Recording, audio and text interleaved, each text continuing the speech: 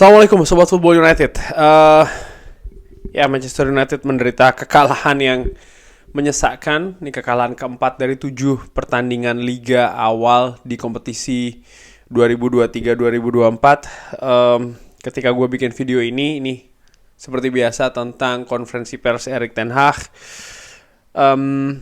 Manchester United sebenarnya sebagai fans Manchester United, gue nih merasa kalau klub ini melewatkan kesempatan besar ya, karena kesempatan besar kenapa? Karena di hari ini rival-rival utama dari Manchester United secara historical, secara kultural juga kalah sebenarnya. Jadi ya sangat disayangkan Manchester United yang bermain di kandang sendiri kalah nih menghadapi Crystal Palace. Faktor nomor 2, Manchester United gagal mengulangi kegemilangannya ketika nggak sampai sepekan yang lalu berhasil menang dengan permainan yang bagus, permainan yang menawan, ya kan, dan gol yang banyak. Tapi di pertandingan tadi sudah tidak bisa mencetak gol, bahkan kalah. Walaupun demikian, ada hal yang ironis di pertandingan tadi. Ironis kenapa? Karena menurut gua, dan ini seperti yang gua bahas di review, Manchester United tampil sangat dominan. Bukan hanya di babak kedua saja, tapi juga sebenarnya dari babak pertama. Namun permasalahannya simple, Manchester United tidak berhasil mencetak gol. Manchester United menguasai possession, tampil dengan determinasi tinggi, lalu juga pergerakan yang cair sebenarnya dari para pemainnya. Namun tugas untuk mencetak gol ini gagal dilakukan oleh para penyerang Manchester United. Departemen penyerangan dari Manchester United ini gagal untuk menjebol gawang Crystal Palace yang di Carabao di pertemuan sebelumnya mampu ditembus 3 kali. Nah, langsung aja gue ambil dari manunited.com. Ini disebutkan kalau Erik ten Hag mengatakan sebenarnya sangat simpel untuk melihat kenapa Manchester United kalah menghadapi Crystal Palace di pertandingan kandang. The Eagles membalas kekalahan dari Carabao di tengah pekan yang lalu ya, dengan gol tunggal dari Joachim Andersen. Untuk Erik ten Hag ini jelas kalau keputusan dari para pemain Manchester United yang dibuat di sepertiga akhir ini tidak cukup bagus. Walaupun sempat memiliki situasi yang menjanjikan di babak pertama maupun juga babak kedua. Ini yang dikatakan kepada MUTV, Sky Sports, dan juga BBC Sport. Mudah untuk melihat kenapa kita kalah. Ini sebenarnya sangat simple. Kita kebobolan dari 3 peluang dari keseluruhan, ya. 3 dari set plays. Gol mereka diawali dari free kick. Anda harus lebih bisa mengontrol. Ini tidak penting sebenarnya untuk membuat pelanggaran di sana. Lalu bola datang ke kotak penalti dan tidak bagus ketika bertahan. Kita juga memiliki keputusan yang jelek di sepertiga akhir. Dan kita sering berada di posisi yang bagus di belakang ataupun di depan garis terakhir lawan. Kita memiliki 3 pemain di momentum tersebut. Kita tidak memiliki impact untuk menciptakan gol. Jadi apapun itu ya, extra pass ataupun final pass ataupun shooting, tidak ada yang bagus keputusannya. Kualitas tidak bagus di bagian tersebut di pertandingan ya. Di bagian final dari pertandingan kita tidak bermain di permainan terbaik. Apakah ini ada semacam kayak frustrasi di dalam penyerangan? Erik ten Hag mengatakan tentu saja ini membuat frustrasi. Karena Anda di sana di posisi di mana Anda ingin hadir di momentum tersebut. Performa hari ini tidak ada di sana untuk mencetak gol. Kita sangat banyak menutup. Lalu Anda ini sebenarnya harus, atau pemain ya, harus lebih clinical, harus lebih tajam, harus lebih terkonsentrasi, dan juga harus lebih tajam itu ya, harus bisa ya mencetak gol. Dan kita sebenarnya punya kemampuan untuk menciptakan sebuah gol. Para pemain kita harusnya bisa tampil lebih bagus lagi. Saya pikir di setiap peluang ini tidak sama. Kadang-kadang membutuhkan ketenangan. Beberapa kesempatan yang lain harus lebih langsung, harus lebih klinikal.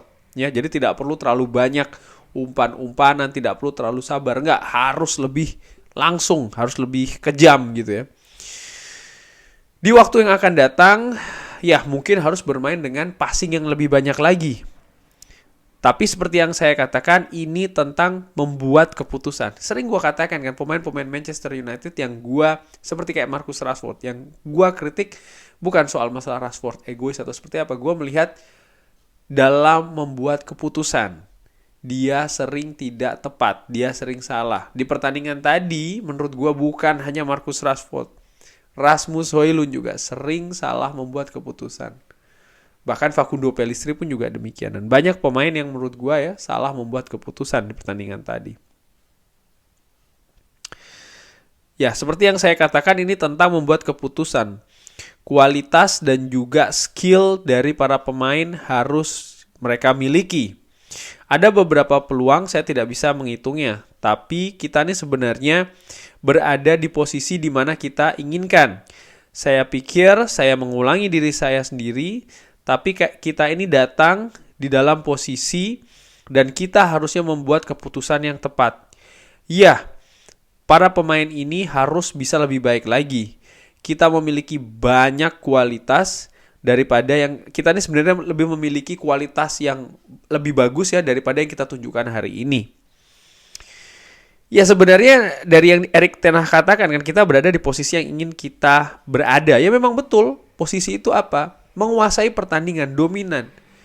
Tapi tetap tujuannya adalah untuk mencetak gol, dan itu adalah tugas dari para pemain depan Manchester United yang di pertandingan tadi tidak mampu dilaksanakan. Ini merupakan pelajaran yang sangat keras. Selalu kita harus belajar dari pertandingan. Kita belajar kalau kita bisa lebih baik lagi di sepertiga akhir pertahanan lawan, terutama di bagian-bagian akhirnya. Ini diulangi oleh Erik ten Hag dan ini gua katakan di review. Gol pertama sangat penting. Kalau Anda kebobolan, Anda tetap harus menang. Anda harus mencari cara untuk menang. Tapi kita tidak melakukannya. Jadi kita harus menyalahkan diri kita sendiri. Gua katakan dalam pertandingan Manchester United dari yang sudah-sudah ya sejauh ini, mencetak gol pertama bagi Manchester United itu sangat penting. Manchester United boleh bermain bagus, boleh bermain dominan, tapi kalau tidak bisa mencetak gol duluan, artinya lawan yang mencetak gol duluan, situasinya sering sekali lebih sulit setelahnya. Memang betul, ada contoh ketika menghadapi Nottingham Forest. Tapi sayangnya Manchester United tidak sering tuh melakukan hal yang mereka perbuat ketika menghadapi Nottingham Forest. Maksud gue bukan bikin kesalahannya, tidak. Tapi ketika mereka kebobolan dulu, lalu mereka tetap ingin berusaha menang, tetap bisa mencari solusi, tetap bermain agresif dan juga tajam. Ini tidak mereka lakukan di pertandingan-pertandingan lainnya. 4 kekalahan di Liga.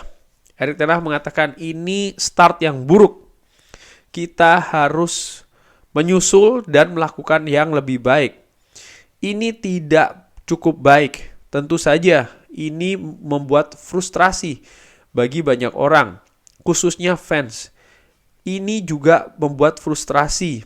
Tapi untuk kita sebagai pemain dan juga untuk saya, kita harus bisa stay bersama-sama, kita harus fight bersama-sama, dan kita harus bisa lebih baik lagi, dan kita harus pastikan kita tetap berkembang.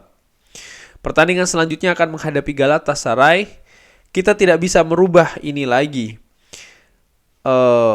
Sesuatu yang kita bisa rubah adalah, artinya kita tidak bisa merubah hasil ini, ya. Artinya hasil kekalahan ini kita tidak bisa rubah. Hal yang kita bisa rubah adalah masa depan. dan itu adalah pertandingan di hari Selasa malam waktu Eropa, yaitu adalah Champions League menghadapi Galatasaray. Simple sih, sepakat gue bahwasannya di sepak bola ada yang namanya bertahan, ada yang namanya transisi, ada yang namanya menyerang. Dan di sepak bola, bagaimana untuk memenangkan pertandingan itu adalah dengan mencetak gol. Mencetak gol itu banyak caranya. Ada bermain counter attack, ada yang bermain dengan possession, ada yang macam-macam caranya. Manchester United menurut gue di pertandingan tadi mencoba banyak cara, ya. Tapi solusi itu tidak paripurna. Karena build up yang bagus, pergerakan yang cair, pressing yang ketat, determinasi juga tinggi di pertandingan tadi. Dan ini dilakukan sebenarnya secara konsisten oleh para pemain Manchester United. Hanya saja kekurangannya, yaitu adalah lini depan yang tajam. Dan ini diperburuk situasinya karena Manchester United ketinggalan dulu, di mana proses golnya menurut Erik ten Hag adalah proses gol dari Crystal Palace ya, dan Erik ten Hag melihat dari sisi Manchester United ini sesuatu yang nggak penting sebenarnya, fall-nya. Lalu bagaimana lini pertahanan Manchester United ini bertahan dengan buruk, tidak konsentrasi. Dan ini problem klasik dari musim lalu, bagaimana lini belakang Manchester United tidak konsentrasi, tidak fokus, tidak konsisten melakukannya. Artinya ketika mereka ini bisa fokus, bisa konsentrasi, dilakukannya itu tidak secara konsisten. Di 2 pertandingan sebelumnya Manchester United clean sheet ya kan, menang clean sheet luar biasa. Mereka tampil fokus, mereka tampil dengan konsentrasi tinggi. Tapi tadi di momentum yang sempit mereka gagal melakukannya, dan setelah tertinggal 0-1 duluan Manchester United menurut gua di sisa periode di babak pertama ada kualitas yang menurun di sana. Di babak kedua mereka tampil bagus menurut gue. Mereka terus berusaha untuk mencari solusi, tapi seperti yang Erik ten Hag katakan, sepertiga akhir nih sering membuat keputusan yang salah. Rasmus Højlund tadi juga demikian. Marcus Rashford menurut gue juga iya. Memang tadi ada bumbu-bumbu keputusan dari wasit yang menurut gue sangat layak untuk dipertanyakan ya. Handsball mungkin ada sekitar 2 kali kalau nggak salah. Memang Manchester United pun juga menderita hal tersebut, tapi ini menunjukkan memang bagaimana kualitas wasit di pertandingan tadi juga dipertanyakan ya. Karena banyak keputusan-keputusan yang menurut gue tidak tepat. Erik ten Hag juga mengakui 4 kekalahan di Liga ini merupakan awal yang buruk. Tapi ini bukan berarti tidak ada peluang untuk bisa lebih baik. Erik ten Hag mengakui ini membuat frustrasi para pemain, dirinya juga frustrasi, dan dia juga paham fans pun juga demikian. Sekarang yang harus dilakukan adalah ya harus bisa lebih baik, berkembang, dan kemenangan itu menurut gue yang jauh lebih penting. Mudah-mudahan ketika hari Selasa nanti menghadapi Galatasaray, hasil positif bisa diraih oleh Manchester United. Karena dalam sepak bola ada kemenangan yang memang diraih dengan permainan yang menawan gitu loh. Tapi Manchester United menurut gue saat ini yang lebih penting adalah menang. Jauh lebih penting daripada penampilan yang menawan. Karena ini sudah terlalu banyak ya kekalahan, 4 kekalahan di Liga di awal musim. Memang Manchester United targetnya bukan juara sih menurut gue musim ini. Gue secara pribadi juga, bagi yang mengikuti channel ini, ketika gue membahas preview musim ini, gue tidak berharap atau menargetkan ya, bagi gue sendiri melihat Manchester United musim ini ada di perburuan gelar juara atau bahkan menjadi juara. Enggak, yang gue harapkan dalam Manchester United bisa, atau targetnya adalah bisa menyamai musim lalu, finishnya di posisi itu gitu loh. Dengan target besarnya tetap bisa lolos ke Champions League. Masih belum tertutup, ini masih awal ya, masih ada kesempatan untuk memperbaiki lah.